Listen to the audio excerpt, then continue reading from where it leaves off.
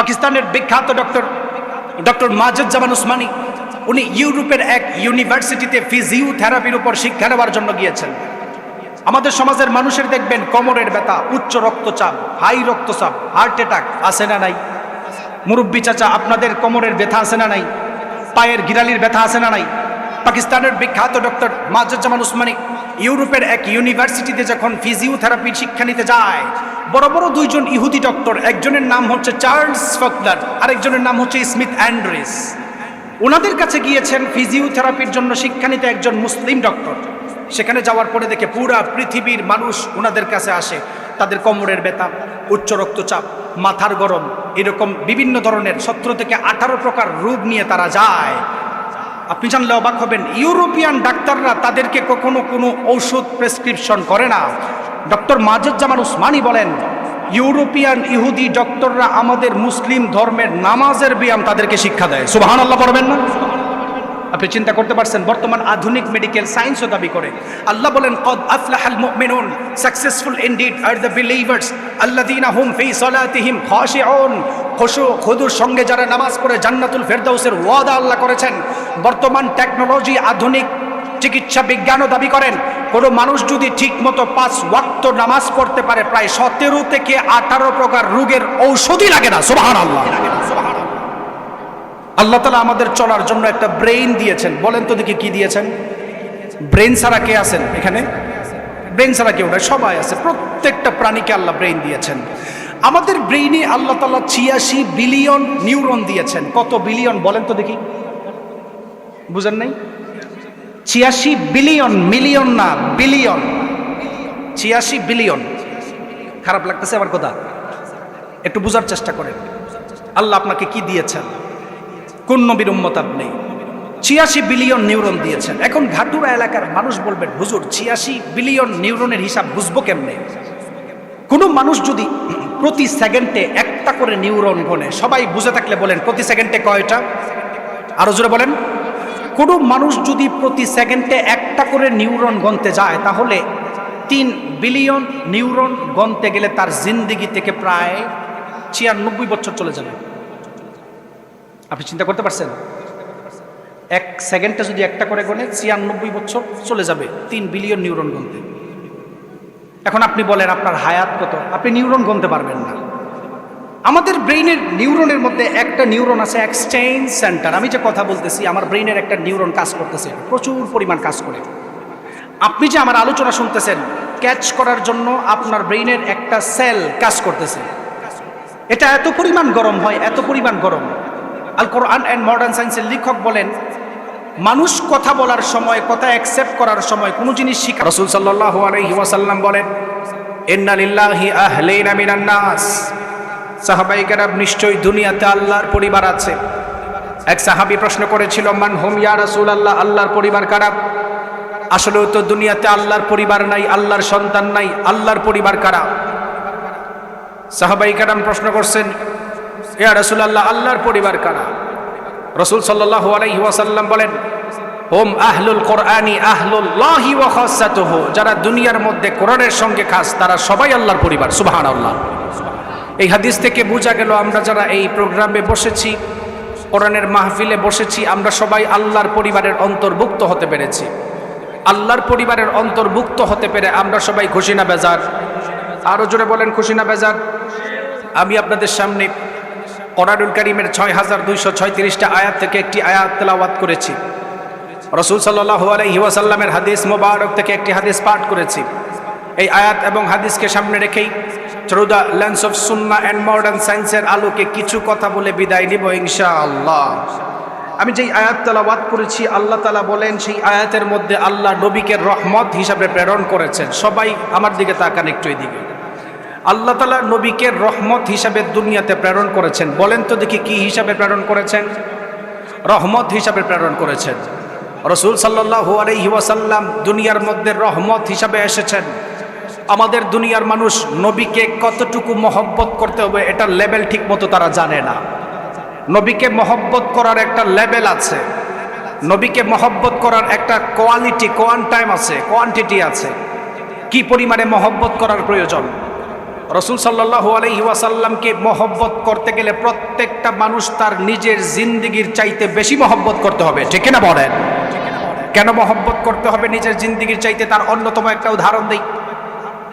আমাদের দুনিয়ার মানুষ চিন্তা করে রাসূল সাল্লাল্লাহু আলাইহি ওয়াসাল্লামকে যে আমরা মহব্বত করব নিজের জানের চাইতে, কি কারণে? তার কারণ কি? তার অন্যতম এক নাম্বার কারণ রাসূল সাল্লাল্লাহু আলাইহি ওয়াসাল্লামের জীবনী, রাসূল সাল্লাল্লাহু আলাইহি ওয়াসাল্লামের সিরাত সারা পৃথিবীর কাছে একদম ক্লিয়ার, কোনো অগুছানো নাই। সুবহানাল্লাহ পড়বেন না? এর অন্যতম উদাহরণ দেই। কারণ রাসূল সাল্লাল্লাহু আলাইহি ওয়াসাল্লামের সিরাত, রাসূল সাল্লাল্লাহু আলাইহি ওয়াসাল্লামের জীবনী, রাসূল সাল্লাল্লাহু আলাইহি ওয়াসাল্লামের আদর্শের সার্টিফিকেট স্বয়ং আমার আল্লাহ দিয়েছেন। সুবহানাল্লাহ পড়েন। আপনাদের ঘাটুরা মিলন বাজারের কোনো মানুষ যদি নিজের চারিত্রিক সার্টিফিকেট আনতে যায়, তাহলে আপনারা দেখবেন এলাকার ইউনিয়ন পরিষদের মধ্যে যায় কি যায় না? চারিত্রিক সার্টিফিকেট আনতে গেলে এলাকার ইউনিয়ন পরিষদে যাওয়া লাগে। চারিত্রিক সার্টিফিকেট আনতে গেলে আপনি আপনার বড় উচ্চ পর্যায়ের কোনো মানুষ থেকে লিখিত আপনি আনতে পারেন। আপনি জানলে অবাক হবেন, যেই ইউনিয়ন পরিষদের চারিত্রিক সার্টিফিকেট আনেন, বাংলাদেশের বিভিন্ন জায়গায় দেখা যায় যে চেয়ারম্যান সাহেব নিজে চারিত্রিক সার্টিফিকেট দেয়, উনারই চরিত্রে ঠিক নাই, ঠিক কিনা বলেন? অধিকাংশ সময় এরকম হয়ে থাকে। বাংলাদেশের বিভিন্ন রকম চেয়ারম্যান আছে, বিভিন্ন ধরনের ক্ষমতাধর মানুষ আছে, যাদের থেকে আপনি চারিত্রিক সার্টিফিকেট আনবেন, অনেক সময় তারাই এলাকার সবচাইতে বড় টেন্ডারবাজ হয়ে থাকে, ঠিক কিনা বলেন? কিন্তু স্বয়ং নবীর চারিত্রিক সার্টিফিকেট দিয়েছেন আমার আল্লাহ। সুবহানাল্লাহ। আল্লাহ রাব্বুল আলামিন কোরআন নাজিল করার মাধ্যমে দুনিয়ার মানুষদেরকে জানালেন, এই কোরআন নাজিল করার মাধ্যমে আল্লাহ সমস্ত কিছুর সমাধান দিয়েছেন। রাষ্ট্র কেমন ভাবে চালাবেন আল্লাহ কোরআনের মধ্যে বর্ণনা করেছেন। সমাজ ব্যবস্থা কেমন ভাবে চালাবেন আল্লাহ কোরআনের মধ্যে বর্ণনা করেছেন। আপনি আপনার ওয়াইফকে কেমন ভাবে চালাবেন আল্লাহ কোরআনের মধ্যে বর্ণনা করেছেন। নবীকে দুনিয়ার মধ্যে রহমত হিসাবে প্রেরণ করেছেন। নবীকে কতটুকু মহব্বত করার প্রয়োজন, নিজের জানের চাইতে মহব্বত করতে হবে। ওমর রাদিয়াল্লাহু তাআলা আনহু আমার নবীর দরবারে হাজির হয়ে বলল, ইয়া রাসূলুল্লাহ, আমি আপনাকে সবচাইতে বেশি ভালোবাসি, কিন্তু আমার জানের চাইতে আমি আপনাকে বেশি ভালোবাসি না। আমার নবী বলল, ও ওমর, তুমি এখনো খাঁটি মুমিন বনতে পারো নাই, কামেলে মুমিন বনতে পারো নাই। আপনি জানলে অবাক হবেন, জান্নাতের সার্টিফিকেট প্রাপ্ত সাহাবী যখন এই কথা বলেছেন, আমার নবী বলেছেন তুমি এখনো খাঁটি মুমিন বনতে পারো নাই। এমন সময় ওমর রাদিয়াল্লাহু তাআলা আনহু চিন্তা করলেন, মাথা নিচু করে চিন্তা করতে লাগলেন কি কারণে নবী এই কথা বলেছেন। কিছুক্ষণ পর চিন্তা করে বলল, ইয়া রাসূলুল্লাহ, এই মুহূর্তে ওমর আপনাকে আমার জানের চাইতে বেশি ভালোবাসে। তাহলে বোঝা গেল নবীকে ভালোবাসতে গেলে নিজের জানের চাইতে বেশি ভালোবাসতে হবে, ঠিক কিনা বলেন? দুঃখজনক বিষয় হলো আমাদের সমাজের মানুষেরা নবীকে নিজের আইডল বানাতে চায় না। দুঃখজনক বিষয় হলো আমাদের সমাজের মানুষ নবীকে নিজের জানের চাইতে বেশি ভালোবাসতে চায় না, নিজের আইডল বানাতে চায় না। মেসি নেইমারকে নিজের আদর্শ বানায়, বিভিন্ন ধরনের রাজনৈতিক নেতাদেরকে নিজের আদর্শ বানায়। এই রকম টাইপের মানুষ আছে না নাই? আপনি দুনিয়ার মধ্যে যাদেরকে ফলো করবেন, যাদেরকে আপনি অনুসরণ করবেন, দুনিয়ায় চলাফেরা করা অবস্থায় আপনি যাদেরকে নিজের নেতা মানবেন, তারা যদি বেঈমান হয়, মনে রাখবেন হাসরের ময়দানে তাদের সঙ্গে আপনাদের দাঁড়াতে হবে। এই জন্য আবার নবীকে যারা আদর্শ মানে সব দিক দিয়ে আদর্শ মানতে হবে। শুধু খালি খালি আশেকে রাসূল দাবি করলে চলবে না। রাষ্ট্র চালানোর ক্ষেত্রে নবীর আইন সমাজের মধ্যে দরকার আছে না নাই? রাষ্ট্র চালানোর ক্ষেত্রে নবীর আইন সমাজের মধ্যে নাই, না থাকার কারণে সমাজের মধ্যে খুনা খুনি চুরি বাটপারি আছে না নাই? আরো জোরে বলেন। আমাদের সমাজের মানুষ কাল মার্কসকে তার আপন বানায়, আমাদের সমাজের মানুষ মেসি নেইমারকে তার আদর্শ বানায়, আইডল বানায়। আপনি জানলে অবাক হবেন, আপনি মুসলমানের ঘরের সন্তান, মুসলিম জাতি, একবারও নবীর সিরত পড়েন নাই, রাসূল সাল্লাল্লাহু আলাইহি ওয়াসাল্লামের আদর্শ জানেন নাই। খ্রিস্টান ধর্মের অন্যতম একজন ব্যক্তি মাইকেল এইচ হার্ট বই লিখেছেন, the 100 ranking of the most influential personality in the world. একটি বই লিখেছেন খ্রিস্টান ধর্মের ব্যক্তি সারা পৃথিবীর 100 মহামনীষীর জিন্দেগির উপরে। খ্রিস্টান ধর্মের ব্যক্তি বই লিখতে গিয়ে বলেন, আমি আমার বইয়ের মধ্যে আলবার্ট আইনস্টাইনের কথা এনেছি। আইজ্যাক নিউটনের কথা এনেছি, বিভিন্ন ধরনের ব্যক্তিবর্গের জিন্দেগি এনেছি, কিন্তু এই বই স্টার্ট করার সময় সর্বশেষ নবী মুহাম্মদ সাল্লাল্লাহু আলাইহি ওয়াসাল্লামের জীবনী দিয়ে আমি শুরু করেছি। সুবহানাল্লাহ বলেন। খ্রিস্টান ধর্মের ব্যক্তি রিসার্চ করে, আমি রিসার্চ করি না, পড়ি না, এটা আমাদের দুর্ভাগ্যের বিষয়। বিশ্ব নবী সাল্লাল্লাহু আলাইহি ওয়াসাল্লামকে কেন আমাদের মহব্বত করার প্রয়োজন তার একটা অন্যতম উদাহরণ দিলে বুঝতে পারবেন।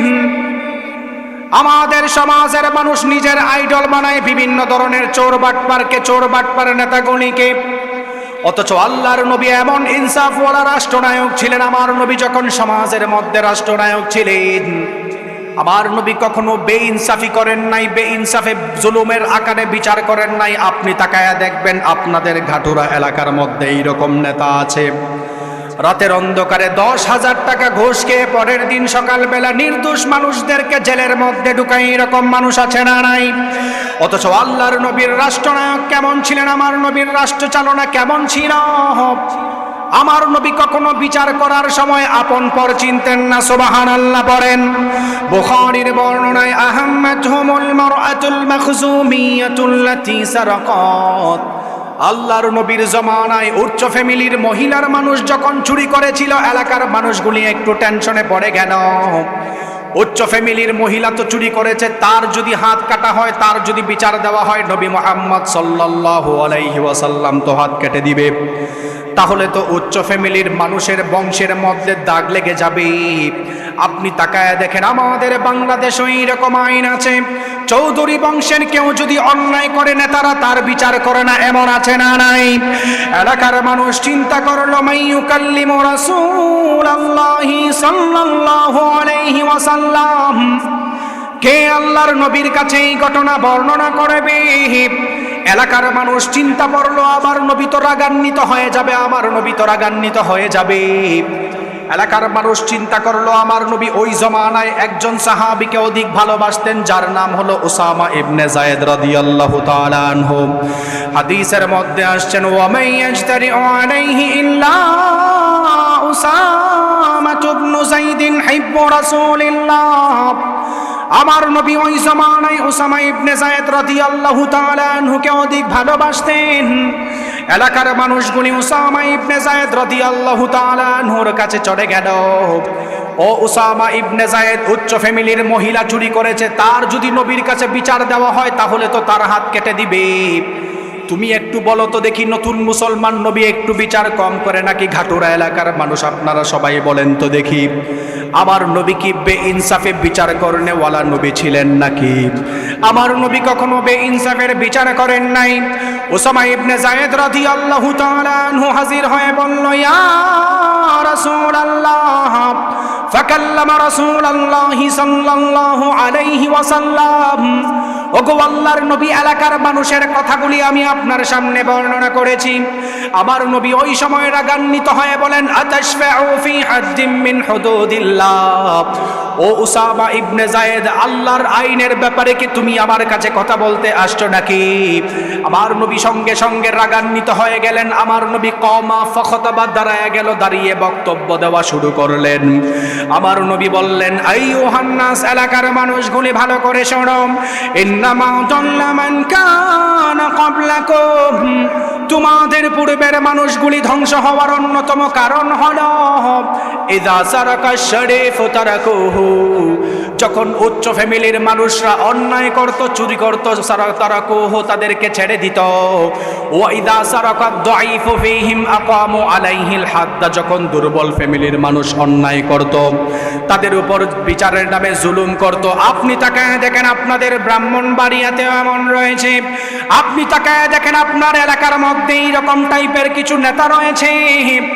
ধনী মানুষরা অন্যায় করলে তাদের বিচার করতে পারে না, হাতে চুরি পরে বসে থাকে, এমন আছে না নাই?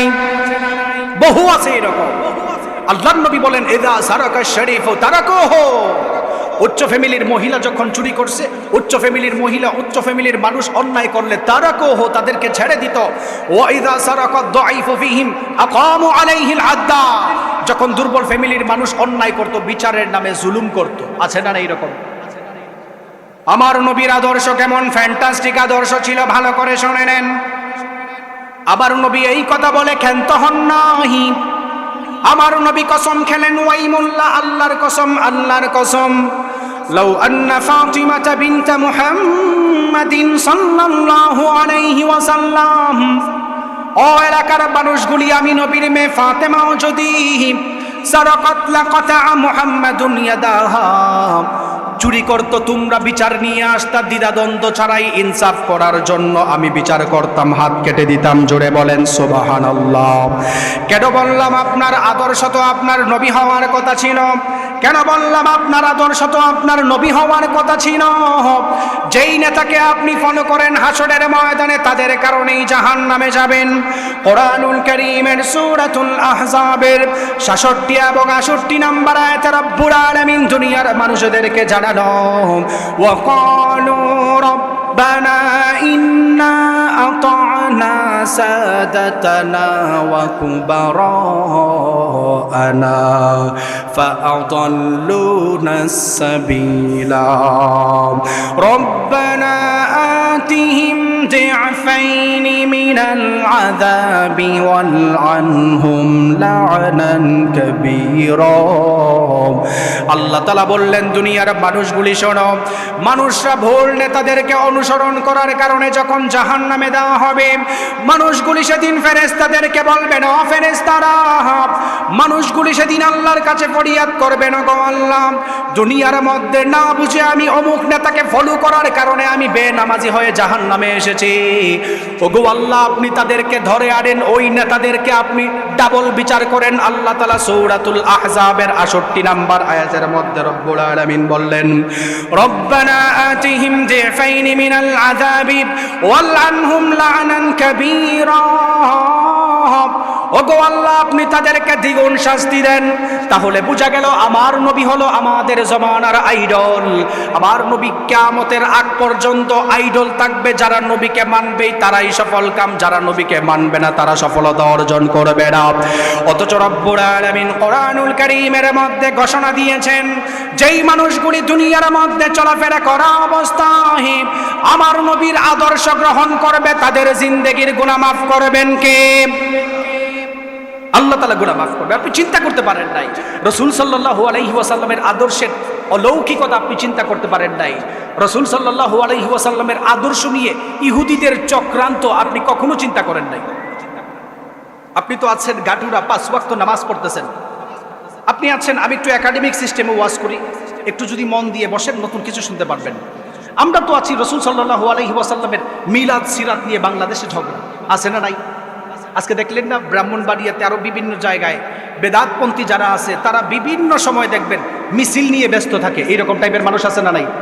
কিন্তু আমাদের সমাজের মানুষ কখনো চিন্তা করে নাই রাসূল সাল্লাল্লাহু আলাইহি ওয়াসাল্লামের হাদিস নিয়ে পর্যন্ত ইহুদিরা চক্রান্ত করে। আপনি তাকায় দেখবেন আমাদের সমাজের নতুন এক ফিতনা বের হয়েছে, আহলে কোরআন নামের ফিতনা, আছে না নাই? যারা হাদিসকে অস্বীকার করে, যারা সুন্নতে রাসূল সাল্লাল্লাহু আলাইহি ওয়াসাল্লামকে ইসলামের সেকেন্ডারি দলিল মানতে চায় না। সমাজের উচ্চ শিক্ষিত কিছু মানুষ আছে, অক্সফোর্ড ইউনিভার্সিটিতে পড়াশোনা করে, টরন্টো ইউনিভার্সিটিতে পড়াশোনা করে, বোস্টন ইউনিভার্সিটিতে পড়াশোনা করে, দেখবেন তারা ওই দেশ থেকে পড়ে আসার পরে বাংলাদেশে এসে বলে হুজুররা যেই হাদিস পড়ায় সবগুলা ভুয়া। নাউজুবিল্লাহ পড়বেন না? এর কারণ কি? কোনোদিন কি চিন্তা করেছেন? চিন্তা করেন নাই। আপনি শুধু হাদিস পড়েছেন, আপনি শুধু এটার উপরে বসে আছে, কিন্তু আমাদের গবেষণা নাই। তারা আমাদেরকে কিভাবে গবেষণা করে দেখেন। আমরা বিশ্ববিদ্যালয়ে থাকা অবস্থায় কোরআনিক সায়েন্স ডিপার্টমেন্টে অনার্স মাস্টার্স করাকালীন আপনাদের বাংলাদেশের ধর্মীয় উপদেষ্টা যিনি ছিলেন ডক্টর আফম খালেদ হোসাইন, ওনার কাছে আমি আল কোরআন ওয়াল মুস্তাশরিকুন পড়াশোনা করেছি, ইস্তিশরাক নিয়ে। আরবিতে যেটাকে মুস্তাশরিকিন বলে, ইংলিশে সেটাকে ওরিয়েন্টালিস্ট বলে, বাংলাতে প্রাচ্যবাদ বলে। আমাদের সমাজের মানুষ প্রাচ্যবাদের ভিতরে ঢুকার কারণে অটোমেটিকলি আহলে কোরআন লামাজহাবি বলে যাচ্ছে। এর অন্যতম প্রমাণ দেই আপনাদেরকে, একটা গবেষণা বলি। আপনি তাকায় দেখবেন আজকে থেকে ২০ বছর আগে কেউ সাহস করে বলে নাই সুন্নতে রাসূল ইসলামের সেকেন্ডারি দলিল হতে পারে না, এই কথা বলে নাই। কিন্তু ২০ বছর পর এই মুহূর্তে ২০২৬ সালে এটা বলা হচ্ছে, ঠিক কিনা বলেন? কেন বলে? ভালো করে শোনেন। ইংরেজরা আমাদের উপমহাদেশ 190 বছর রাজত্ব করেছেন। বুঝে থাকলে বলেন তো দেখি কত বছর? আমার কথা আপনারা বুঝতেছেন না মনে হয়। 190 বছর। কয় বছর? 190 বছর। 100 বছর ইস্ট 90 বছর ইস্ট ইন্ডিয়া কোম্পানির নামে তারা রাজত্ব করেছেন। সরাসরি মনে হয় 100 বছর তারা রাজত্ব করছেন। 190 বছর তারা রাজত্ব করছেন। 190 বছর রাজত্ব ইংরেজরা কেন করলো একবারও আপনি চিন্তা করেন নাই? ইংরেজরা ভারত উপমহাদেশে আসার আগে সাবকন্টিনেন্টাল দেশ বাংলাদেশ সহ সাবকন্টিনেন্টাল দেশ সারা পৃথিবীতে আমরা 7 নম্বর ধনী ছিলাম। বলেন তো দেখি কয় নাম্বার? 7 নাম্বার। ইংরেজরা আসার আগে আমরা 7 নাম্বার ধনী ছিলাম সাবকন্টিনেন্টাল দেশের মধ্যে। ইংরেজরা চলে যাওয়ার পর আমরা বর্তমানে গরিবদের লিস্টও আমাদেরকে খুঁজে পাওয়া যায় না, ঠিক কিনা বলে? বর্তমান গবেষণায় দেখা যায় ইংরেজরা 190 বছর রাজত্ব করার সময় তারা ইহুদি খ্রিস্টানদের টাকা যত পরিমাণ চুরি করে নাই, মুসলিম নবাবদের টাকা এত পরিমাণ চুরি করছেন। বর্তমান গবেষণায় দেখা যায় 47 ট্রিলিয়ন ডলার ওই সময় চুরি করে নিছে। যে কারণে আমরা গরিব। ইংরেজরা যখন চলে যায়, ইংরেজরা চিন্তা করছেন এই উপমহাদেশের মানুষদেরকে, তাদের কাছে নবীর মহব্বতের দাম সবচাইতে বেশি। সুবহানাল্লাহ পড়বেন না? আল কোরআন ওয়াল মুস্তাশরিকুন, ইস্তিশরাক নিয়ে যারা পড়াশোনা করেছেন তারা ভালো করে জানে ইস্তিশরাক অর্থাৎ প্রাচ্যবাদরা কোরআনের প্রত্যেকটা অক্ষরকে নিয়ে ব্যঙ্গাত্মকভাবে তারা গালি দিয়েছেন। নাউজুবিল্লাহ পড়বেন না? তারা চিন্তা করছে এটার উপরে যে তাদের সাথে তো আমরা যুদ্ধ করে পারতেছি না, তাদের সঙ্গে ঈমানের পাওয়ারে পারতেছি না, তাহলে কি করা যায়? তাদের মধ্যে গুজামিল ঢুকায়া দাও, বিভিন্ন ধরনের বই লিখে।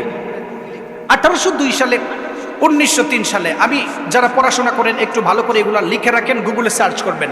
জোসেফ শ্যাক্ট, গোল্ড জিহার, ওই জমানার ইসলামিক ওয়েস্টার্ন ইসলামিক স্কলার নামে যাদেরকে পরিচিত করাইছেন, আপনি তাকায় দেখবেন আমাদের বাংলাদেশেও খ্রিস্টান মিশনারি আছে না নাই? আরো জুড়ে বলেন।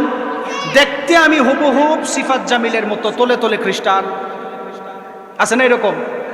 দেখতে আমি হুবহুব মুফতি সিফাত জামিলের মতো, শাইখুল হাদিস সাহেবের মতো, কিন্তু তোলে তোলে খ্রিস্টান এরকম আছে। খ্রিস্টান মিশনারি চালু করেছেন আমাদেরকে ধ্বংস করার জন্য। 1802 সালে বই লিখেছেন origin of Mohammedan jurisprudence, aspect of Islamic civilization, mister আরবারে Nicholson, and introduction to Islamic law, Mohammedan law. রসুল সাল্লাল্লাহু আলাইহি ওয়াসাল্লামের আইন শাস্ত্রের উপর বই লিখছেন ইহুদি ব্যক্তি, যাদেরকে আমাদের সমাজের উচ্চ শিক্ষিত কিছু পঙ্গু মার্কা শিক্ষিত লোক আছে ওয়েস্টার্ন ইসলামিক স্কলার হিসাবে চিনে। বইগুলি কই পাওয়া যায় আপনাদেরকে বলি। বোস্টন ইউনিভার্সিটির লাইব্রেরির মধ্যে আপনি বায়োগ্রাফি অফ মোহাম্মদ সাল্লাল্লাহু আলাইহি ওয়াসাল্লামের সিরিজের মধ্যে পাবেন। টরন্টো ইউনিভার্সিটির লাইব্রেরির মধ্যে বইগুলি পাওয়া যায় ইংলিশ ভার্সনে। Origin of Mohammedan jurisprudence, aspect of Islamic civilization, mister আরবারে Nicholson, and introduction to Islamic law, Mohammedan law বই লিখছে। আমাদের সমাজের মানুষ যখন এইগুলা পড়ে, ইংলিশে পড়ার পর আইসা বলে বাংলাদেশে, হুজুর আপনি যে হাদিস দিয়ে দলিল দেন, হাদিস বলতে দুনিয়াতে কোনো সত্যিকারের জিনিস নাই। নাউজুবিল্লাহ পড়বেন না? এটা কেন আসলো? 1802 সাল 1903 সালে তারা গবেষণা করে আমাদেরকে পচাইছেন। তারা বইয়ের মধ্যে লিখছেন আমার নবীর মতো নবী নাই। সুবহানাল্লাহ পড়বেন না? এই আপনাদেরকে আমাদেরকে সুবহানাল্লাহ বলানোর জন্যই একজন ইহুদি বইয়ের প্রথমে নবীর সুনাম গাইছেন। কারণ আমরা তো নবীকে ভালোবাসি দিল থেকে। কি বলেন তো দেখি? দিল থেকে। তারাও জানে যে নবীর নামে কিছু বললে এই মাইক দিয়ে ওয়াজ করার পরে এই এলাকার সমস্ত সুদকুর মনে হয় পাকিস্তান চলে গেছে। কি বলেন আপনারা? 73 বছর পর্যন্ত ওয়াজ করার পর এই এলাকার সমস্ত ঘুষকুর মনে হয় ইন্ডিয়া চলে গেছে। এই এলাকার টেন্ডারবাজ মনে হয় অন্য দেশে চলে গেছে। তাহলে বোঝা গেল মাইক লাগায়া ওয়াজ করলে এলাকার সব কিছুর সমাধান হবে না, বরং আল্লাহর কোরআন এবং রাসূল সাল্লাল্লাহু আলাইহি ওয়াসাল্লামের সুন্নাহর আলোকে যদি আপনি পার্লামেন্ট চালাতে পারেন, খোদার কসম করে বলি বাংলাদেশ থেকে চুরি বাটপারি বন্ধ হয়ে যাবে। ঠিক কিনা বলেন? যাওয়ার দরকার আছে না এই পার্লামেন্টে? কেন বললাম আমার নবীর আদর্শ কেমন ফ্যান্টাস্টিক আদর্শ? ভালো করে শোনেন। আমার নবী কখনো মানুষদের উপর জুলুম করতেন না। আমার নবীর উপর যখন কোনো মানুষ জুলুম করতেন, আমার নবী রাগান্বিত হতেন না। সুবহানাল্লাহ। নবীর উপর কোনো জুলুম করলে নবী রাগান্বিত হতেন না। আবার রাসূল সাল্লাল্লাহু আলাইহি ওয়াসাল্লাম কারোর উপর অহেতুক কোনো কারণে রাখতেন না। কিন্তু উম্মত হিসাবে আমাদের দুর্বলতা হচ্ছে আমাদের সঙ্গে একটু কথাবার্তা কাটাকাটি হলেই ঝগড়া শুরু। আছে না না এরকম? আছে। আমি আপনাদেরকে যেই কথা বলতেছিলাম, আন্তর্জাতিক পর্যায়ে ইহুদিরা রাসূল সাল্লাল্লাহু আলাইহি ওয়াসাল্লামের হাদিসের উপর গবেষণা করে আমাদেরকে বিভিন্ন ধরনের পায়তারার ফাঁদে ফেলেছেন। এর অন্যতম আরেকটা উদাহরণ দিই, সিরাত মাহফিল, উলামায়ে কেরাম আসবেন, তার উপর বেসিকে কথা বলবেন, কিন্তু রাসূল সাল্লাল্লাহু আলাইহি ওয়াসাল্লামের হাদিস এবং সিরাত নিয়ে আন্তর্জাতিক পর্যায়ে যেই সমস্ত চক্রান্ত, সেটা আপনাদেরকে বলার দরকার, সেটা বলতেছি শোনেন। আমরা তো কোরআন হাদিস পাওয়ার পর শুধু পড়তেছি, এটা নিয়ে গবেষণা করি না। আমাদের সমাজের একটা দুর্বলতা, আমরা এটার থেকে উৎকর্ষ কিছু করতে পারি না, আমরা নতুন কোনো ইনোভেশন তৈরি করতে পারতেছি না, এটা আমাদের দুর্বলতা। মনে রাখবেন, মুসলিম জাতি তখন থেকেই ধ্বংস হয়েছেন যখন থেকে বিজ্ঞান চর্চা ছেড়ে দিয়েছেন। মুসলিম জাতি যখন ধ্বংস হওয়া শুরু হয়েছে তখন থেকে বিজ্ঞান চর্চা যেদিন থেকে ছাড়ছেন সেদিন থেকে ধ্বংস হয়েছেন। তার অন্যতম প্রমাণ দেই আপনাদেরকে, ভালো করে শুনেন। ঘাটুরা এই এলাকার মধ্যে আজান দিলে 5 ওয়াক্ত আমরা নামাজে যাই কি যাই না? সবাই তো হাত তুলেন দেখি কে কে নামাজে যান। আল্লাহ তাআলা সবাইকে 5 ওয়াক্ত নামাজই বানায় দেন, আমিন। আপনি তো ঘাটুরা 5 ওয়াক্ত নামাজ পড়েন, আপনার নামাজ নিয়ে ইহুদি খ্রিস্টানরা বসে বসে ছক আঁকতেছেন কিভাবে পায়তারা করা যায়। এর অন্যতম উদাহরণ দেই, ভালো করে শোনেন। পাকিস্তানের বিখ্যাত ডক্টর মাজেদ-জামান উসমানী, উনি ইউরোপের এক ইউনিভার্সিটিতে ফিজিওথেরাপির উপর শিক্ষা নেওয়ার জন্য গিয়েছেন। আমাদের সমাজের মানুষের দেখবেন কোমরের ব্যথা, উচ্চ রক্তচাপ, হাই রক্তচাপ, হার্ট অ্যাটাক আছে না নাই? মুরব্বী চাচা, আপনাদের কোমরের ব্যথা আছে না নাই? পায়ের গিরালির ব্যথা আছে না নাই? পাকিস্তানের বিখ্যাত ডক্টর মাজেদ-জামান উসমানী ইউরোপের এক ইউনিভার্সিটিতে যখন ফিজিওথেরাপির শিক্ষা নিতে যায়, বড় বড় 2 জন ইহুদি ডক্টর, একজনের নাম হচ্ছে চার্লস ফকলার, আরেকজনের নাম হচ্ছে স্মিথ অ্যান্ড্রিস। ওনাদের কাছে গিয়েছেন ফিজিওথেরাপির জন্য শিক্ষা নিতে একজন মুসলিম ডক্টর। সেখানে যাওয়ার পরে দেখে পুরা পৃথিবীর মানুষ ওনাদের কাছে আসে, তাদের কোমরের ব্যথা, উচ্চ রক্তচাপ, মাথার গরম, এরকম বিভিন্ন ধরনের 17 থেকে 18 প্রকার রোগ নিয়ে তারা যায়। আপনি জানলে অবাক হবেন, ইউরোপিয়ান ডাক্তাররা তাদেরকে কখনো কোনো ঔষধ প্রেসক্রিপশন করে না। ডক্টর মাজেদ-জামান উসমানী বলেন, ইউরোপিয়ান ইহুদি ডক্টররা আমাদের মুসলিম ধর্মের নামাজের ব্যায়াম তাদেরকে শিক্ষা দেয়। সুবহানাল্লাহ পড়বেন না? আপনি চিন্তা করতে পারছেন, বর্তমান আধুনিক মেডিকেল সায়েন্সও দাবি করে। আল্লাহ বলেন, কদ আফলাহাল মুমিনুন, successful indeed are the believers আল্লাযীনা হুম ফি সালাতিহিম খাশিউন। খুশু খুদুর সঙ্গে যারা নামাজ পড়ে জান্নাতুল ফেরদাউসের ওয়াদা আল্লাহ করেছেন। বর্তমান টেকনোলজি, আধুনিক চিকিৎসা বিজ্ঞানও দাবি করেন, কোনো মানুষ যদি ঠিকমতো 5 ওয়াক্ত নামাজ পড়তে পারে, প্রায় 17 থেকে 18 প্রকার রোগের ঔষধই লাগে না। সুবহানাল্লাহ। আল্লাহ তাআলা আমাদের চলার জন্য একটা ব্রেইন দিয়েছেন। বলেন তো দেখি কি দিয়েছেন? ব্রেইন ছাড়া কে আছেন এখানে? ব্রেইন ছাড়া কেউ না, সবাই আছে। প্রত্যেকটা প্রাণীকে আল্লাহ ব্রেইন দিয়েছেন। আমাদের ব্রেইনে আল্লাহ তাআলা 86 বিলিয়ন নিউরন দিয়েছেন। কত বিলিয়ন বলেন তো দেখি? বুঝেন নাই? 86 বিলিয়ন, মিলিয়ন না, বিলিয়ন। 86 বিলিয়ন। খারাপ লাগতেছে আমার কথা? একটু বোঝার চেষ্টা করেন। আল্লাহ আপনাকে কি দিয়েছেন? কোন নবীর উম্মত আপনি? 86 বিলিয়ন নিউরন দিয়েছেন। এখন ঘাটুরা এলাকার মানুষ বলবেন, হুজুর 86 বিলিয়ন নিউরনের হিসাব বুঝবো কেমনে? কোনো মানুষ যদি প্রতি সেকেন্ডে একটা করে নিউরন গণে, সবাই বুঝে থাকলে বলেন প্রতি সেকেন্ডে কয়টা? আরো জোরে বলেন। কোনো মানুষ যদি প্রতি সেকেন্ডে একটা করে নিউরন গণতে যায়, তাহলে 3 বিলিয়ন নিউরন গণতে গেলে তার জিন্দেগি থেকে প্রায় 96 বছর চলে যাবে। আপনি চিন্তা করতে পারছেন? 1 সেকেন্ডে যদি একটা করে গণে 96 বছর চলে যাবে 3 বিলিয়ন নিউরন গণতে। এখন আপনি বলেন আপনার হায়াত কত? আপনি নিউরন গণতে পারবেন না। আমাদের ব্রেইনের নিউরনের মধ্যে একটা নিউরন আছে এক্সচেঞ্জ সেন্টার। আমি যে কথা বলতেছি, আমার ব্রেইনের একটা নিউরন কাজ করতেছে, প্রচুর পরিমাণ কাজ করে। আপনি যে আমার আলোচনা শুনতেছেন, ক্যাচ করার জন্য আপনার ব্রেইনের একটা সেল কাজ করতেছে। এটা এত পরিমাণ গরম হয়, এত পরিমাণ গরম। আল কোরআন অ্যান্ড মডার্ন সায়েন্সের লেখক বলেন, মানুষ কথা বলার সময়, কথা অ্যাকসেপ্ট করার সময়, কোনো জিনিস শেখার সময় তার ব্রেইন এত স্পিডে কাজ করে, ওই নিউরন এক্সচেঞ্জ সেন্টার এত পরিমাণ গরম হয়, এটাকে পানি দিয়ে ঠান্ডা করার দরকার, না হলে ঠান্ডা হয় না। কিন্তু বর্তমান আধুনিক মেডিকেল সায়েন্স দাবি করে, মানুষ যখন সেজদায় যায়, গরম মাথা অটোমেটিক ঠান্ডা হয়। সুবহানাল্লাহ পড়বেন। আমাদের ব্রেইন, এই ব্রেইনটাকে যদি কোনো মানুষ দুনিয়ার যন্ত্রাংশে কনভার্ট করতে চায়, তাহলে 5,000 কোটি টাকা সমান পরিমাণ টাকা লাগবে। আল্লাহ আপনারা সেটা দিচ্ছেন, আপনি না চাইতেই, কোনোদিন চান নাই। আমার ব্রেইনের ভিতরে যেই বিদ্যুৎ আছে 2000 কোটি কিলোওয়াট বিদ্যুৎ প্রতিনিয়ত চলতেছেন, যেটা থাকলে বাংলাদেশে বিদ্যুৎ হয়ে বিক্রিও করতে পারত। আল্লাহ আপনাকে না চাইতে দিছেন। একমাত্র নামাজের মাধ্যমে শরীরের বিভিন্ন জিনিস অটোমেটিক ঠান্ডা হয়ে যায়। সুবহানাল্লাহ পড়বেন না? কেন বললাম আমার নবীর আদর্শ কত সুন্দর আদর্শ, ভালো করে শোনেন। দুনিয়ার মানুষ চলাফেরা করা অবস্থায় আমার নবীর আদর্শকে মানতে চায় না। আমার নবীর উপর কোরআন নাজিল হয়েছে, সেই কোরআনও মানুষ শিখতে চায় না। অথচ রব্বুল আলামিন কোরআনুল কারীমের 20 নম্বর সূরা সূরাতুত তাহা এর 124 থেকে 26 নম্বর আয়াতে রব্বুল আলামিন দুনিয়ার মানুষদেরকে জানালেন, ওয়ামান আ'রাদা আন যিকরি ফাইন্না লাহু মাঈশাতান দানকা ওয়া নাহশুরুহু ইয়াওমাল কিয়ামাতি আ'মা قال رب لم حشرتني أعمى وقد كنت بصيرا قال كذلك أتتنا فنسيتها وكذلك اليوم تنسى আল্লাহ রাব্বুল আলামিন এই আয়াতের মধ্যে দুনিয়ার মানুষদেরকে ক্লিয়ার করে জানিয়ে দিল, ওয়ামান আ'রাদা আন যিকরি ফাইন্না লাহু মাঈশাতান দানকা।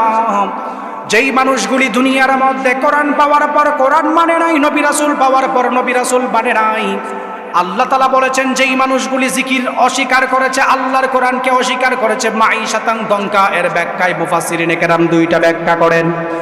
এক নাম্বার হলো ওই মানুষটার দুনিয়া এবং দুনিয়ার মধ্যে কোনো শান্তি থাকবে না।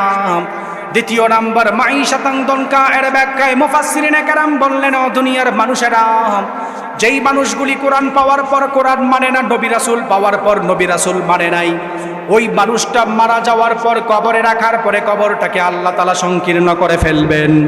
তৃতীয় নাম্বার শাস্তি সম্পর্কে আমার আল্লাহ বললেন, ওয়া নাহশুরুহু ইয়াওমাল কিয়ামাতি আ'মা।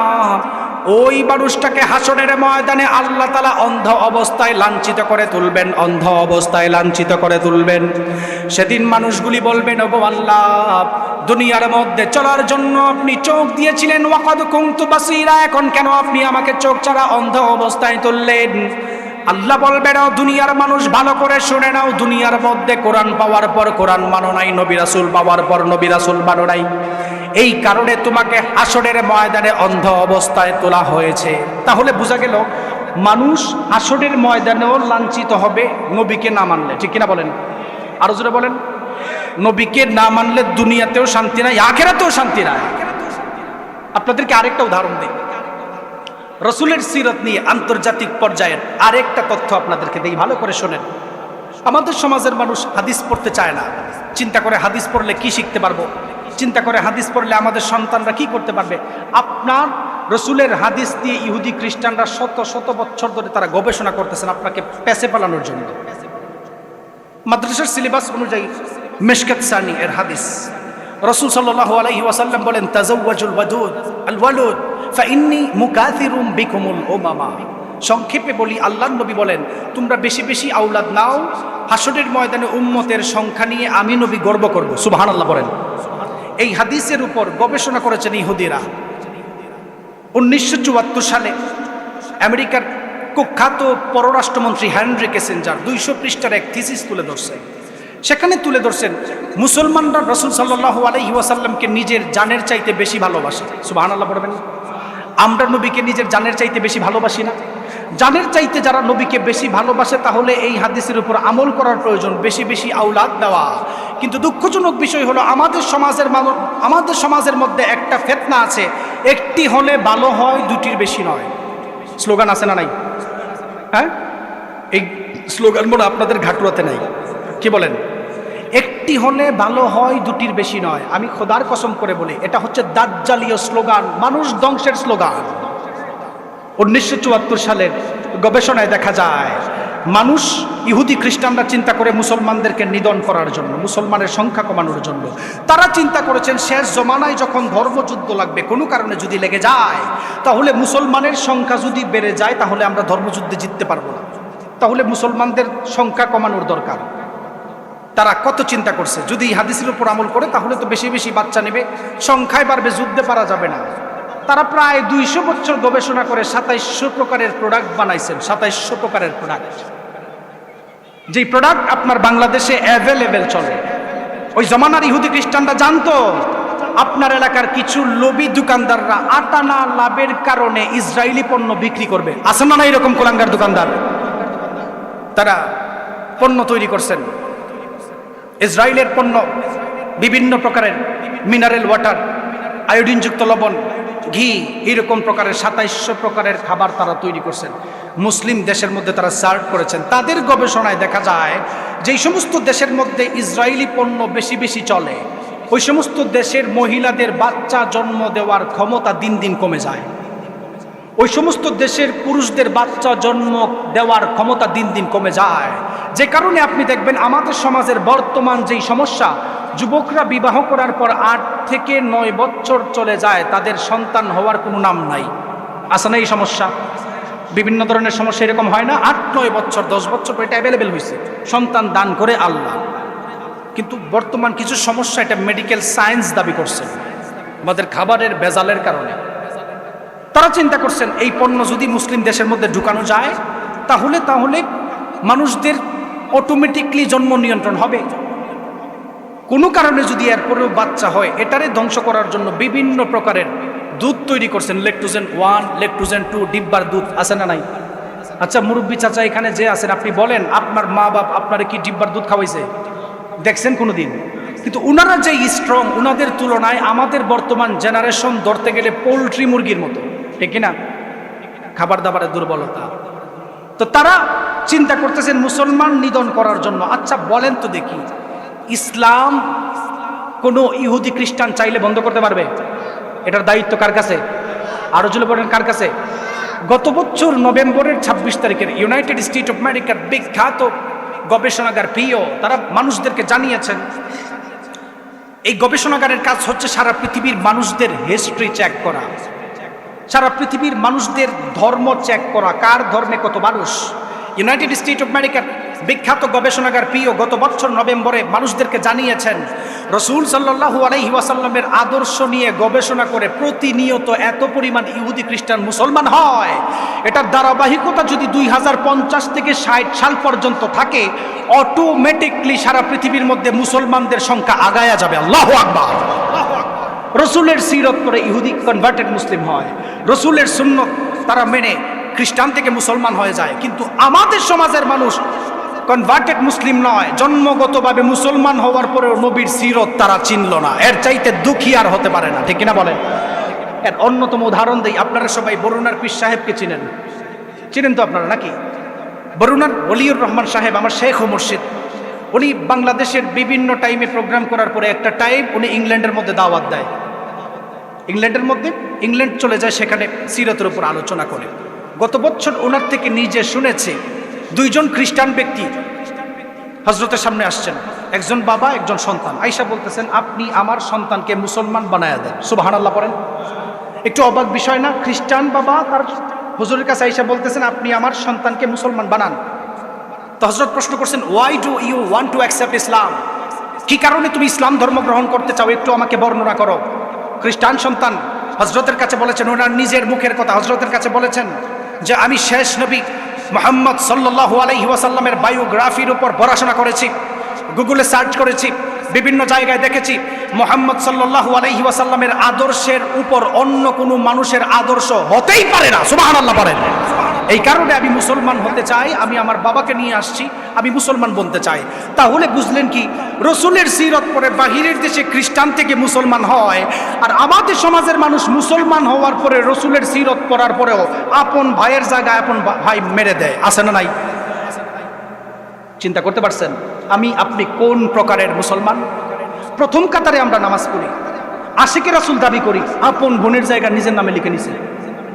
এরকম টাইপের মুসল্লি আছে না নাই? আচ্ছা বলেন তো দেখি, ফতোয়া আমি দিব না, বান্দার হক নষ্ট করে জান্নাতে যাওয়া সহজ হবে? কি বলেন আপনারা? বিশ্বনবী সাল্লাল্লাহু আলাইহি ওয়াসাল্লাম বললেন বুখারীর বর্ণনায়, আতাদরুনা মানিল মুফলিস? দুনিয়া এবং আখিরাতের মধ্যে গরীব কারা? সাহাবায়ে কেরাম আমার নবীকে বলল, ইয়া রাসূলুল্লাহ, আল মুফলিসু ফিনা মান লা দিরহাম লাহু ওয়ালা মাতা। ওগো আল্লাহর নবী, যাদের কাছে টাকা পয়সা নাই, যাদের কাছে ধন দৌলত নাই, যাদের ঘর বাড়ি নাই, দিরহাম নাই, তারাই গরিব। আমি যদি আপনাদেরকে প্রশ্ন করি, আপনাদের ঘাটুরা এলাকার মধ্যে সবচাইতে গরিব কারা? আপনারা বলবেন, হুজুর, যারা ভিক্ষা করে, যারা টাকা পয়সা চেয়ে চেয়ে খায়, তারাই গরিব। সাহাবায়ে কেরাম যখন বলল, আল মুফলিসু ফিনা মান লা দিরহাম লাহু ওয়ালা মাতা, ওগো আল্লাহর নবী, যাদের কাছে টাকা নাই, যাদের কাছে দিরহাম নাই, তারাই গরিব। আমার নবী বললেন, তোমাদের জবাব সঠিক হয় নাই। হাদিসের মধ্যে আসছেন, ইন্নাল মুফলিসা মিন উম্মতি মান ইয়াতি ইয়াউমাল কিয়ামাতি বিসালাতিন ওয়া যাকাতিন ওয়া সিয়ামিন ওয়া কদাফা হাযা ওয়া আকালা মালা হাযা। আল্লাহর নবী বললেন, উম্মতের মধ্যে কিছু মানুষ আছে, নামাজ পড়ার পরেও যখন জাহান্নামে যাবে, রোজা রাখার পরেও যখন জাহান্নামে যাবে, তারাই হলো প্রকৃত গরিব। আপনি বলবেন, হুজুর, নামাজ পড়লে জান্নাত দিবে, এটার কথা বলছেন কে? সবাই বলেন, আল্লাহ। তো হাদিসের মধ্যে যে বলছেন, ইন্নাল মুফলিসা মিন উম্মতি মান ইয়াতি ইয়াউমাল কিয়ামাতি বিসালাতিন ওয়া যাকাতিন ওয়া সিয়ামিন, নামাজ, রোজা, হজ, যাকাত পড়ার পরেও কিছু মানুষ জাহান্নামে যাবে। কেন? ওয়া কদাফা হাদা ওয়া আকালা মালা হাদা ওয়া সাফাকা দামা হাদা। কিছু কিছু মুসল্লি দেখবেন প্রথম কাতারে নামাজ পড়ে আর এলাকার মধ্যে সুদের সাথে লিপ্ত থাকে, আছে না এরকম? কিছু কিছু মানুষ দেখবেন প্রথম কাতারে নামাজ পড়ে, রাতের অন্ধকার হলেই মানুষদের উপর জুলুম করে। এইরকম টাইপের মানুষ আছে না নাই? খোদার কসম করে বলি, আপনি নামাজ পড়তে পারেন, ভাই বোনের জায়গা আত্মসাৎ করে জান্নাত পাওয়া সহজ হবে না, এত সহজ। আমাদের সমাজের কিছু হাজী সাহেবও আছে, দেখবেন টাইটেল লাগানোর জন্য হজ করে, আছে না এরকম? বহু হাজী সাহেব আছে, হজ থেকে আসার পরে সুদের কারবারি আবার চালু করে, সুদের কারবারি চালু করে। তো এইরকম লোক দেখানো হাজী সাহেব, লোক দেখানো মুসল্লি, তারা শেষ হয়ে যাবে। রসুল সাল্লাল্লাহু আলাইহি ওয়াসাল্লামকে কেন মহব্বত করব? এর তৃতীয় নাম্বার কারণ, রসুল সাল্লাল্লাহু আলাইহি ওয়াসাল্লাম আমাদের কথা চিন্তা করে কেঁদেছেন। সুবহানাল্লাহ পড়বেন। বিশ্বনবী সাল্লাল্লাহু আলাইহি ওয়াসাল্লামকে মহব্বত করার তৃতীয় নাম্বার কারণ হলো, আমার নবী উম্মতের কথা সর্বদাই চিন্তা করতেন। আমার নবী একবার কেঁদেছেন। মানুষদের সামনে কথা বলার সময় আমার নবী হঠাৎ করে কান্না শুরু করলেন। এক সাহাবী প্রশ্ন করলো, ইয়া রাসূলুল্লাহ, হঠাৎ করে কান্নার কারণ কি? আমার নবী বলল, সাহাবায়ে কেরাম, আমি আমার শেষ জামানার ভাইদের কথা স্মরণ করেছি। হাদিসের মধ্যে আমার নবী শেষ জামানার উম্মতদেরকে ভাই বলে সম্বোধন করেছেন, আপনি জানলে অবাক হবেন। সাহাবায়ে কেরাম আমার নবীকে বলল, ইয়া রাসূলুল্লাহ, শেষ জামানার উম্মতরা তো আপনাকে দেখে নাই, আপনিও তো শেষ জামানার উম্মতদেরকে দেখে নাই। ক্লোজ করে বলার কারণ কি? আমার নবী বললেন, সাহাবায়ে কেরাম, শেষ জামানার উম্মতগুলি আসবে, আমি নবীকে না দেখে মহব্বত করবে, আমার জন্য জীবন দিবে। আমার নবী আমাদেরকে ভাই বলে সম্বোধন করেছেন। সাহাবী বলছেন, ইয়া রাসূলুল্লাহ, আমরা তো আপনার সাথে থাকি, আমাদেরকে কি বলেন? আমার নবী বললেন, তোমরা আমার সাহাবী, তোমরা আমার সাথী। সাহাবী প্রশ্ন করলো, ইয়া রাসূলুল্লাহ, হাশরের ময়দানে শেষ জামানার উম্মতদেরকে চিনার উপায় কি? চিনবেন কেমনে? নবী বললেন, সাহাবায়ে কেরাম, শোনো, শেষ জামানার উম্মতদেরকে হাশরের ময়দানে আমি চিনব তাদের ওযু করার মাধ্যমে। সুবহানাল্লাহ পড়বেন না? ওযু করার কারণে মানুষের প্রত্যেকটা জায়গা নূরে ঝলঝল করতে থাকবেন। তাহলে বোঝা গেল নবীর খাঁটি আশেকে রাসূল বনতে গেলে 5 ওয়াক্ত নামাজের দরকার আছে না নাই? মিছিল দরকার না নামাজ দরকার? আগে বলেন। বাংলাদেশে আপনি তাকায় দেখেন, যারা মিছিল করতেছেন, ভণ্ডামি করতেছেন, এদের রোজা রাখারও খবর নাই, নামাজ পড়ারও ঠিক নাই, ঠিক কিনা বলেন? খালি আপনি বাউতাগিরি, অথচ নামাজ পড়ার দরকার। আমাদের সমাজের মানুষ নামাজ পড়তে চায় না। কেন আপনাদেরকে বললাম আমার নবীর আদর্শ ফ্যান্টাস্টিক আদর্শ, ভালো করে শোনেন। আমার নবী কখনো মানুষদের উপর জুলুম করতেন না। আমার নবী একদিন সাহাবায়ে কেরামদেরকে নিয়ে বসা রইলেন। এমন সময় এক ব্যক্তি আইসা বলল, ইয়া রাসূলুল্লাহ, আমার কিছু টাকা পয়সা দরকার, আপনি আমাকে টাকা পয়সা ঋণ দেন। আমার নবীর কাছে টাকা পয়সা ছিল না, রাহমাতুল লিল আলামিন, নবীর কাছে কোনো টাকা পয়সা ছিল না। উনি ডান দিকে সাহাবীদের দিকে তাকালেন। ডান দিকের সাহাবীদের দিকে তাকানোর পরে বুঝলো তাদের কাছে টাকা নাই। বাম দিকের সাহাবীদের দিকে তাকানোর পরে আমার নবী ভাবলো তাদের কাছেও টাকা নাই। ওই সময় আমার নবীর কাছে ওই জমানার সবচাইতে বড় ইহুদি পণ্ডিত এসে হাজির হয়ে বলল, ইয়া রাসূলুল্লাহ, আপনি আমার কাছ থেকে ঋণ নেন, আপনার সাহাবায়ে কেরামদের জরুরত পূর্ণ করেন।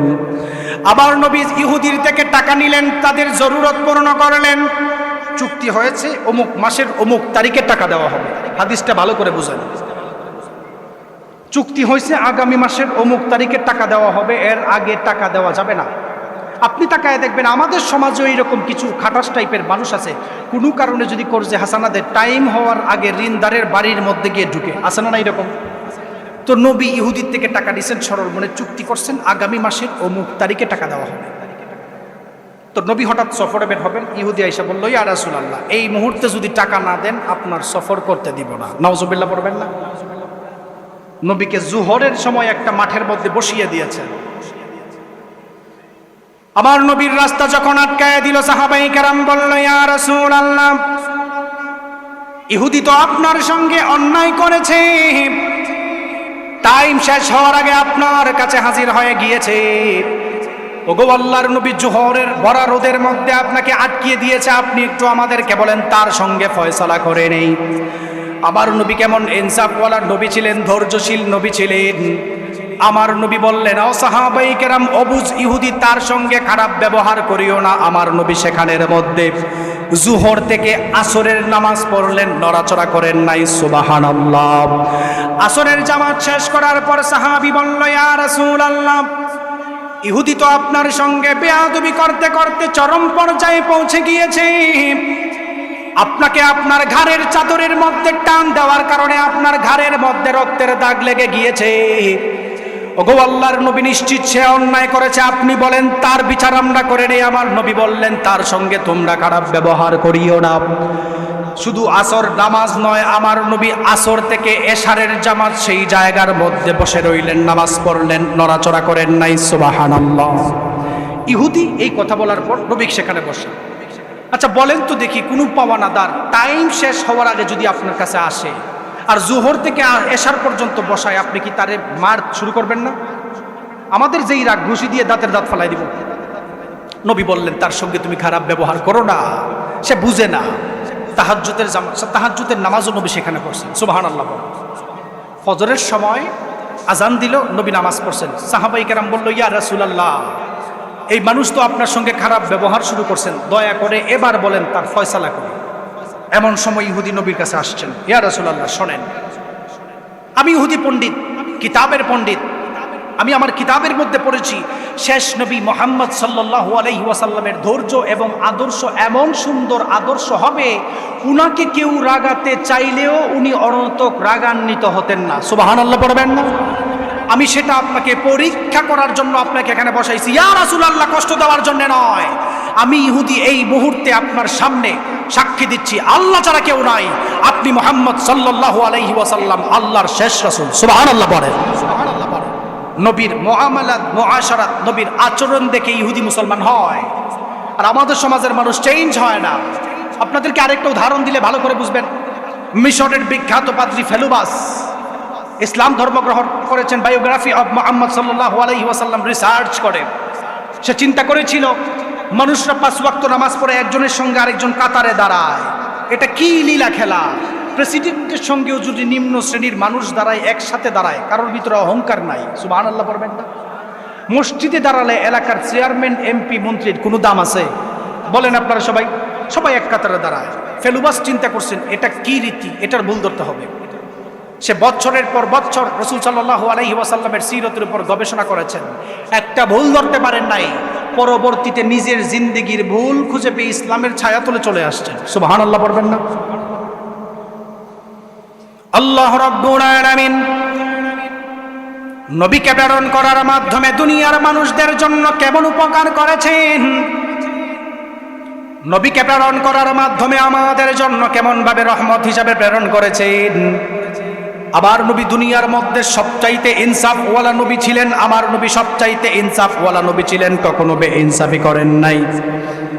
আমার নবী শুধু ছোটবেলায় নয়, মাঝারি বয়সেও ইনসাফের প্রমাণ দিয়েছেন। জোরে বলেন সুবহানাল্লাহ। ছোট বয়সে যখন দুধমা হালিমাতুস সাদিয়া রাদিয়াল্লাহু তাআলা আনহার কাছে চলে যায়, আবার নবী যেই স্থান থেকে দুধ পান করতেন অন্য স্থানে আমার নবী মুখ লাগাতেন না, ইনসাফ করেছেন দুধ খাওয়ার ব্যাপারেও। আবার নবী যখন মাঝারি বয়সের মধ্যে পৌঁছেছেন ছাগলের ঘাস খাওয়ানো নিয়েও আমার নবী ইনসাফ করেছেন, ছাগলের ঘাস খাওয়ার ব্যাপারেও আমার নবী কখনো জুলুম করেন নাই। আম্মার রাদিয়াল্লাহু তাআলা আনহুর সঙ্গে আমার নবী যখন চলাফেরা করতেন আম্মার রাদিয়াল্লাহু তাআলা আনহুকে বললেন, ও আম্মার, আমাদের সামনের মাঠে আমরা আগামীকাল আমাদের পশুদেরকে আমরা ঘাস খাওয়াবো, তাহলে চলো আমরা আমাদের ঘাস খাওয়াবো আগামীকাল সকাল ফজরের সময় দুইজন একসাথে চলে যাব। আপনি তাকায় দেখবেন আমার নবী কেমন ইনসাফ করেছেন, একটা প্রমাণ দিলে ভালো করে বুঝতে পারবেন। পরের দিন সকালবেলায় নবী নিজের ছাগল পশু নিয়া ওই মাঠে সবার আগে পড়ছেন। আম্মার রাদিয়াল্লাহু তাআলা আনহু সেখানে যাওয়ার পর গিয়ে দেখেন উনার ছাগল আগে ছাড়েন নাই, একটা কর্নারের মধ্যে বেঁধে রাখছেন। সুবহানাল্লাহ পড়বেন না? আম্মার রাদিয়াল্লাহু তাআলা আনহু বললেন, বন্ধু আপনি তো আমার আগে আসছেন, ছাগল এখানে কেন বেঁধে রাখলেন, ছাড়লেন না কেন? আমার নবী বলেন, তোমার সঙ্গে গতকাল আমি প্ল্যান করেছি একসাথে ছাগলের ঘাস খাওয়াবো। এখন যদি আমি আগে মাঠ ছেড়ে দেই, আগে আমার ছাগলগুলি ছেড়ে দেই, ভালো ঘাস আমার ছাগল খেয়ে ফেলবে, তোমার ছাগল ভালো ঘাস পাবে না। সুবহানাল্লাহ পড়বেন না?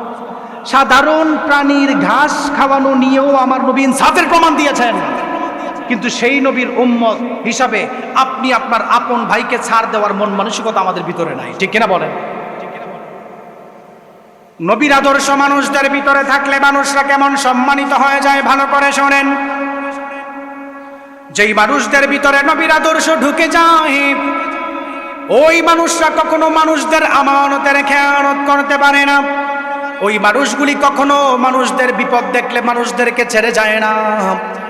আপনাদেরকে উদাহরণ দিলে ভালো করে বুঝতে পারবেন। খলিফাতুল মুসলিমিন ওমর রাদিয়াল্লাহু তাআলা আনহুর জমানায় দুইজন যুবক এসে বিচার দিল, ও খলিফাতুল, আমার বাবাকে হত্যা করেছে, তার বিচার কিসাসের আইন অনুযায়ী করেন। খলিফাতুল মুসলিমিন ওমর রাদিয়াল্লাহু তাআলা আনহু প্রশ্ন করলেন, কি কারণে তুমি তাদের বাবাকে হত্যা করেছ? তার পুঙ্খানুপুঙ্খানু বর্ণনা তুমি আমাদের সামনে করে দাও।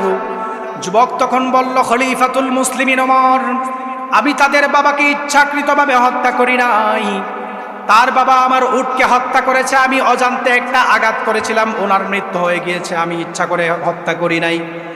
খলিফাতুল মুসলিমিন ওমর রাদিয়াল্লাহু তাআলা আনহু বললেন, ও যুবক, ও পথিক, তুমি তো হত্যা করেছ, হত্যার বদলে হত্যা কিসাস হবে। এমন সময় ওই হত্যাকারী বলল, খলিফাতুল মুসলিমিন ওমর রাদিয়াল্লাহু তাআলা আনহু, আমার একটা কথা আছে, আমার কাছে কিছু আমানত আছে, আমাকে একটু ছাড় দেন, আমানতটা আমি ফুলফিল করে ফিরে আসি। আচ্ছা গাটুরার মানুষ বলেন তো দেখি, নিশ্চিত মৃত্যুর মুখের মানুষ যদি ছাড় পায় সে কি আর আসার চান্স আছে নাকি? আসবে?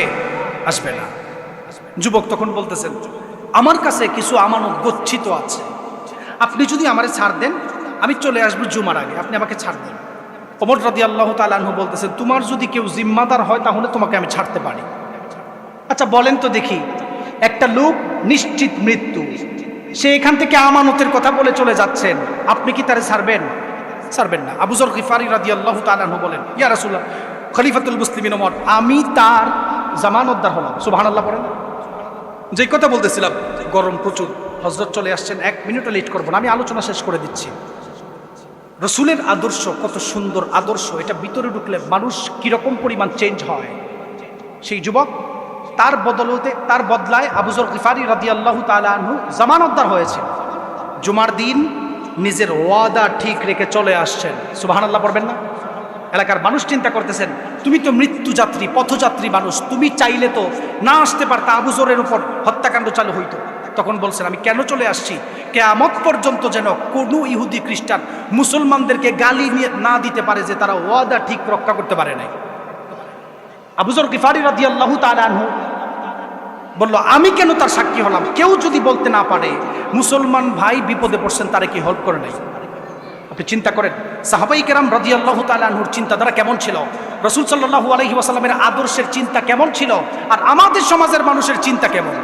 পার্থক্য আছে না নাই? এজন্য এটা চেঞ্জ করতে হবে। আমি সিরতের উপরে আন্তর্জাতিক পর্যায়ের যেই চক্রান্ত সেটা তুলে ধরার চেষ্টা করেছি। হযরত রাসূল সাল্লাল্লাহু আলাইহি ওয়াসাল্লামের সিরতের উপর সুন্দর আলোচনা করেন, সেটা করবেন, ওনারা করবেন। আমি ছোট মানুষ, যতটুকু আমার জ্ঞান দিয়েছেন আমি কথা বলেছি, সেই কথাগুলির উপর আপনাকে বিশেষ করে আমাকে আমল করার, এটার উপর ইস্তেকামাত থাকার তৌফিক দান করুন, আমিন। ওয়া আখিরু দাওয়ানা আলহামদুলিল্লাহি রাব্বিল আলামিন। আসসালামু আলাইকুম ওয়া রাহমাতুল্লাহ।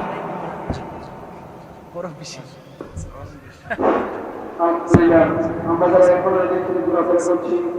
সকলের মাহফিলে চলে আসবে এই পর্যায়ে